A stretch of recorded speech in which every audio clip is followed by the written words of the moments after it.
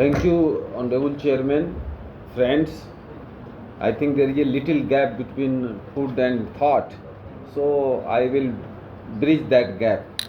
So, in the inaugural session and after that technical session, many papers have been presented, and majority of papers have dwell upon the economic situation, because integral humanism has a economics component, but here I will dwell upon only on foreign policy challenges, where India stands today at this juncture, when we have almost 5 trillion economy.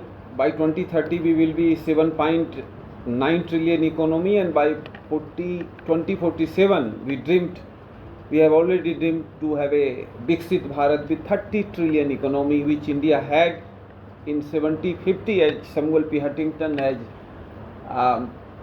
demonstrated in his books, Clash of Civilization and the Remaking of the Global Order. Friends, today our economist friends have already done very fundamental issues they have dealt, but that today I believe there is a time to debate on the globalization. Jagdish P. Bhagwati wrote a book long back in defense of globalization, and he argued in favor of globalization. The question is, if India would have adopted the process of globalization in 1947, then China would have been better to India or not? Let me give some data, little data, that 1991, when India adopted globalization under the pragmatic leadership of Prime Minister Narasimha Rao, India's total GDP turnover was hardly $300 billion, and Chinese were just $400 billion. In 1981, when China had already adopted, 3 years down, 78, when Deng Xiaoping, after the demise of Mao Zedong, became Chinese Hitler, then he adopted LPG process. Total per capita of China was below India. Indian per capita at 1981 was almost 1100 per capita, at Chinese were 900. Today China is 1500, we are hovering around 500. But past is past, we have to, but it is a research point. If India would have been accepted LPG process in 1947, I do believe firmly that India would have been a better position today in comparison with China in terms of economic might. Many people have stated, but Kautilya has mentioned in his mandala theory that kosa is very, very important. He conceived a notion of a state which is based on 7 theory, that is called Saptanga theory, where kosa is very important. Where your kosa is very nice, then you can do any business. Just see Donald Trump, what he is doing. He has picked up Venezuelan president and gave Americans and the world a shocking demonstration of New Year gift, that a sitting president has been abducted and thrown into the corridors of the American courts. We have all witnessed, it is a 24-hour television era. Then things are happening in Iran, we are just witnessing. Many people, Iran में ये हो गया, Iran में वो हो गया, people are beating their chest. But you have forgotten, when 5th of August 2019, when Article 370 was abrogated from Kashmir, Iran was the first country to oppose it. And in all wars, 65, 71, Iran stood with Pakistan. And not like this. Believe Irani supreme leader, but who appointed him supreme leader? He was self-appointed supreme leader because they believe they belong to Ummah. They did not believe the people of Iran. They never believe in democracy. And for them, Muslims in Palestine or Muslims in Mindanao or Muslims in Morocco, all are one. There is no border. Political Islam says there is no border. Entire world is one. So this is one component, and that is the biggest threat. Islamic fundamentalism is the biggest threat today for the humanity, not for America, not for Australia, not for India, for global humanity. Just see in 10 years, just if you see how many people have been killed by the terrorist violence across the globe. And what act of terrorism, my dear friend, is derailing the economic speed, which we have almost 7.5% right now. One of the, maximum growth we are, doing right now. Post-corona Indian economy is one of the fastest growing economy and expanding economy. So, basic challenges of foreign policy are few, which I will highlight today in brief next 7-8 minutes. First of all, you have to play a very hard and soft both ball with America and China. China is your adversary, and China is your adversary not after your independence. Read Amartya Sen's book, Argumentative Indian Idea of Justice, and read Susan Sik's book, China a Fragile Superpower. All three books argued that China perceives India always as an adversary. Even Chinese have created Confucianism to counter the spiritual influence of Buddhism. And Amartya Sen cites it. It is not my own take. It is Amartya Sen take. Even that point of time they were, eager to contain growing Indian influence, because Buddhism is the only religion of the globe, I think, that has not shed a single drop of blood, but expanded 10,000 kilometers across immediately. India to Japan, 9,000 kilometers. So, this has given a problem to China. So, today, at this juncture, as Kenneth Walsh stated, that global system is turbulent, global security architecture is turbulent. So, in turbulence, you have to catch the maximum fish. So, what you should do? China is a superior power, a $17 trillion economy, although they claim 25, but it is a fake data. $17 trillion economy, good infrastructure. So you have to face Chinese. So Kautilya suggests that you have to adopt asymmetrical mode of diplomacy. What it is? It is basically traditional balance of power.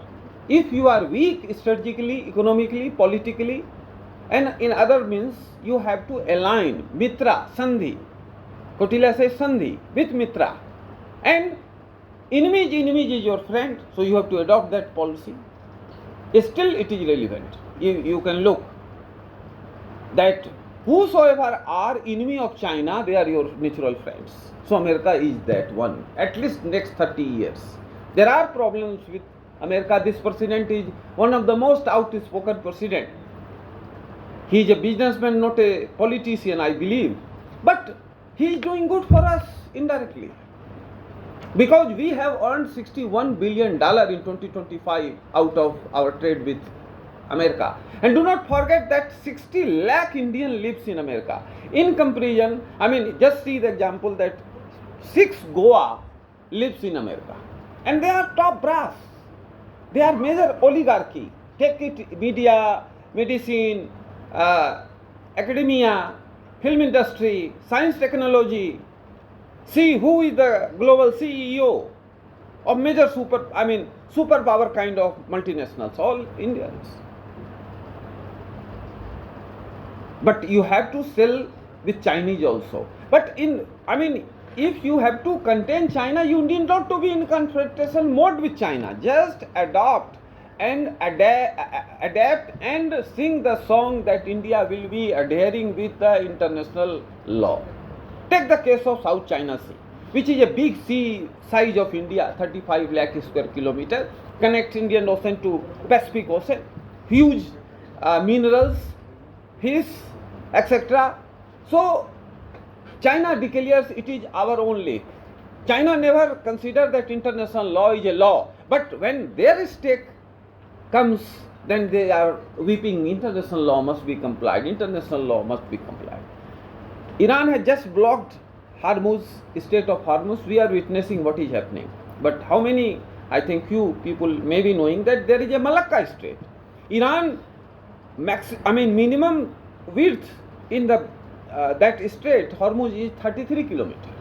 But Malacca is only 2 kilometers deep. And Indian Navy can block that strait within 1 hour. because last point of Andaman is only 60 kilometers away from that block. And 90%, 90% of the Chinese energy is flowing through that small strait. And China is buying 90 lakh barrel oil per day. We are buying almost 53 lakh barrel per day. So my second point is that China is a problem, but China you have to contain. I will suggest it is little, jingoistic people may say, as Chinese literature indicates, I am a regular reader of their newspaper Global Times, which also publishes in English. They say that Taiwan is their territory, they will unify it. So next 10 years China will attack on Taiwan. So Iran war is not a simple war. All weapons are getting tested, either Chinese side or American side. All weapons are getting tested. And all Chinese weapons are getting failed. They have not intercepted a single missile fired from Iran, from Israel or America in Iran. So it is the game. So I believe that China will attack on Taiwan in next 10 years. And already it is not imaginary. So already Japanese Prime Minister, First Lady Japanese Prime Minister has opined that if China will attack on Taiwan, Japan will fight against China. It is not imaginary, real statement. China was furious to oppose it, and America has a deal with China. They are duty bound to protect Taiwan. And Taiwan, my dear, is not a small, it is a Haryana-sized territory, 35,000 kilometers. But it has $700 billion in their reserve and $1 trillion in American treasury. So Taiwan economic strength is 10 round mightier than entire Pakistan. And Taiwan is a great technological leader. It can do wonder with India. If you will really cooperate with Taiwan, they can do wonder. So they will attack on Taiwan. America and South Korea and Japan will fight. It is a hypothetical picture. Then you have to attack on Tibet. This is the first and last opportunity history will give you. Because LAC, which was drawn in 1914 after Simla Agreement, it is 3,400 kilometers India, 2,200 kilometers Burma. And that point of time, Burma was part of India. 1882, Burma became a province of India. It was bifurcated in 1937. Lot of East Indian people were going to Rangoon, earning their bread. Therefore, there is a song in old film, कि मेरे पिया गए Rangoon वहाँ से किए हैं telephone etc etc. That shows that Rangoon was a economic magnet at that point of time. It is another story. So what I am saying that present LAC and original China gap is 1448 kilometers.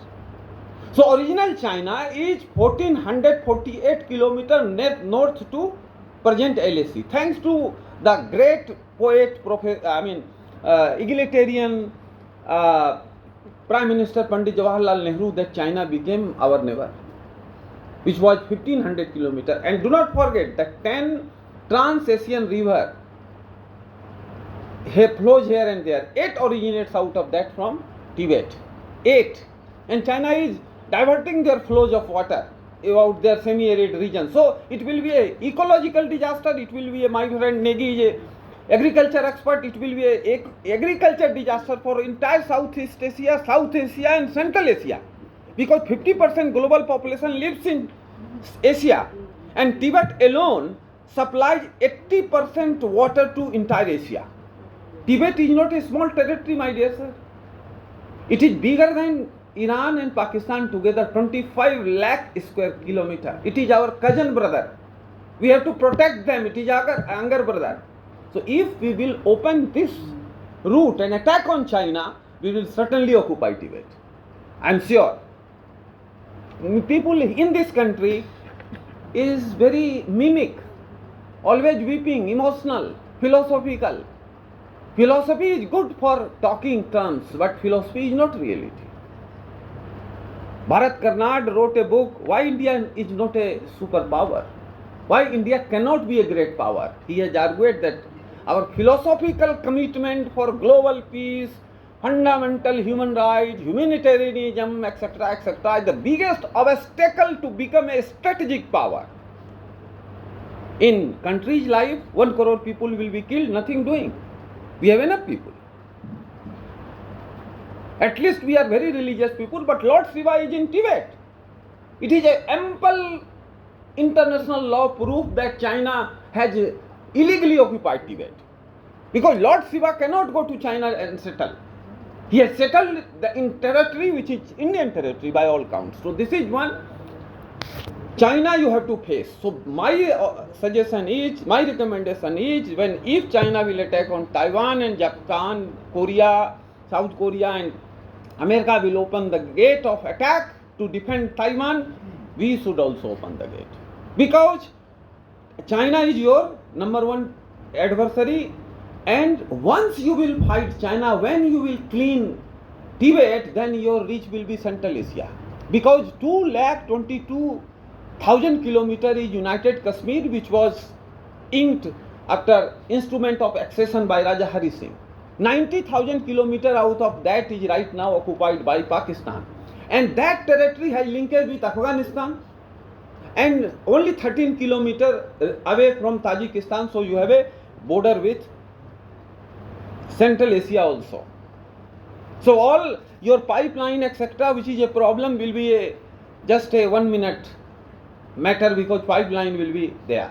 So it is imaginary, but very, I am saying, it will be a very difficult situation. Maybe 5 crore people will be killed, but we will finish them forever. And my dear friend, Pakistan is never an adversary for India. Pakistan is just a peanuts.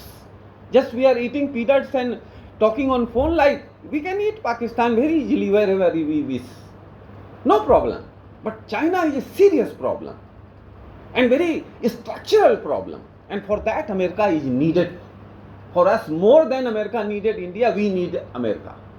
Here Kautilya says asymmetrical mode of diplomacy. So you have a line. In other word, America is 30 kg in terms of international power. China is 20 kg. We are 9 kg. So once we are aligning with China, we are 39 kg. America. And China is only 20 kg. So that, power structure we are, coping with. My second suggestion is that India must diversify its energy security. We are dependent on foreign oil and gas, 90% almost, and this problem, Iran problem, Hormuz problem, has demonstrated that you cannot be relied, because 55 million, 55 lakh barrel per day we need, and our economic growth is very sharp. By 2030, we may be second global energy consumer, consuming 75 lakh barrel per day. So we need to have an alliance with Australia, with America, with Canada, with Argentina, with Venezuela. They are also, with African countries, they are also very rich in energy sources. Our economic policy is now doing good. There are problems, but today our export volume is $2 trillion. Just imagine, when India adopted process of LPG, India had only $30 billion overall trade, and our economy was only 300 billion. Today we are 5 trillion. Every 13 months we are adding a 1 trillion in our economy. Every 13 months. Peace is utmost important for us. But peace is not the ultimate destiny of any nation. Jacob Wiener has stated that money and power travels together. And German strategic thinker Karl von Clausewitz has stated that war is a continuation of politics by other means. So that will continue. We have to ensure we have enough soft power, but our hard power is going on. Professor B.K. Singh is my good friend. He is a great expert of science. Science and technology could be one of the pillars of India's diplomacy. So there are, humanity is suffering in Africa. 1 crore people are dying due to preventable diseases. We need to give them technology. We are training them in thousands, but we must give them training in lakhs. We must produce more and more engineer, doctor, academic people for Africa. So these things are very, very important. We have demonstrated during Corona that despite problem, we were also facing that, but we gave vaccine to those needy people who were suffering. We are also today giving much and much grain to Africa without any cost, just to save the humanity. Even though 1 crore people are dying every year in Africa, that is a very turbulent situation for the humanity. Do humanity work, but strengthen your base. If I am wealthy, then only everybody passes through my house, salutes me. If I am a poor man, people is abusing me. It is a law of the nature. What is happening in a village is happening at the global level. Only the difference is that people are little sophisticated, moving with tie, speaking English, etc. But they are just doing the Jamindar Act, which Jamindar is doing in the village against the tenants and poor people, mighty people do in the international politics. My last point, I will conclude, my dear chairperson, that India today is at the cusp of high profile global changes. Very turbulent situation. Everywhere you have a different situation. You have to cope up with this situation with a proactive foreign policy. Many people may criticize Prime Minister Modi foreign policy, but I am a great fan of Prime Minister Modi's foreign policy, at least, because the Prime Minister has adopted a huge proactive foreign policy. Earlier we were reactive. Any action occurred, we were reacting. But Prime Minister Modi has adopted proactive foreign policy. Before there is a ring, there is a requirement, we are there. Then, yoga is a 5 millennia old Indian. Madam is a Sanskritacharya, she knows better than me that yoga is a 5 millennia old Indian practices, curing people without any single penny. But why it was not an international day? When you have a hard power, then your soft power is getting recognized. My last point is that UN structure must be democratized. UN right now is, under the clutches of 5 Brahmins at the global level. Rest are, have-nots. Rest are subaltern. So if democracy, UN, the charter of UN democracy is based on democracy, it must be based on democracy. If it claims that it is based on democracy, then its structure must be democratic. There is no representation from Africa right now. India represents 20% of the global humanity, but no representation. So 5 permanent membership must be added, and there is more and more. India must argue that within permanent membership there must be a voting. There should not be a veto. Veto has been a detrimental for the overall UN structure. Why UN is failed? Because of this veto culture. That America will veto, प्रस्ताव fail कर गया. China has veto, प्रस्ताव fail कर गया.